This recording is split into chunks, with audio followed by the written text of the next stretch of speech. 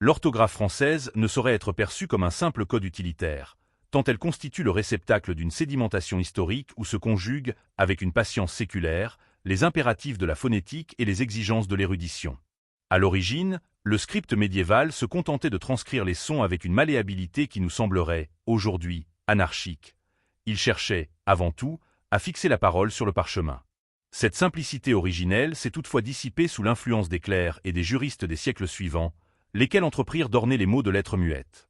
L'intention était double. Il s'agissait, d'une part, de rendre hommage aux racines latines et grecques de la langue, et, d'autre part, de créer une barrière visuelle entre les homonymes. C'est à cette période que le mot poids reçut son dé erroné, par une confusion avec le latin pondu, tandis que le tkor retrouvait son p pour rappeler son ascendance antique.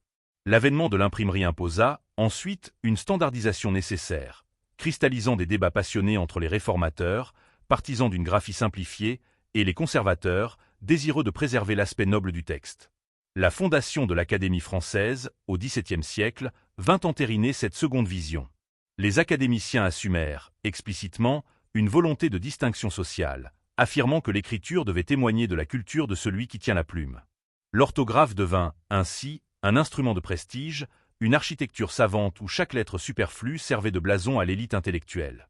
Au XIXe siècle, l'instruction publique transforma ce privilège en une discipline nationale, faisant de la maîtrise de la norme le pivot de l'ascension sociale et le symbole d'une citoyenneté éclairée.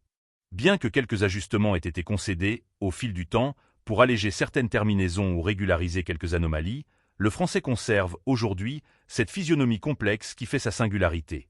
Chaque circonflexe y demeure la trace d'un test disparu et chaque mutisme graphique, le souvenir d'une étymologie parfois réelle, parfois fantasmée. En définitive, notre manière d'écrire est un hommage permanent à la durée, une structure où le passé refuse de s'effacer totalement devant les exigences de la modernité.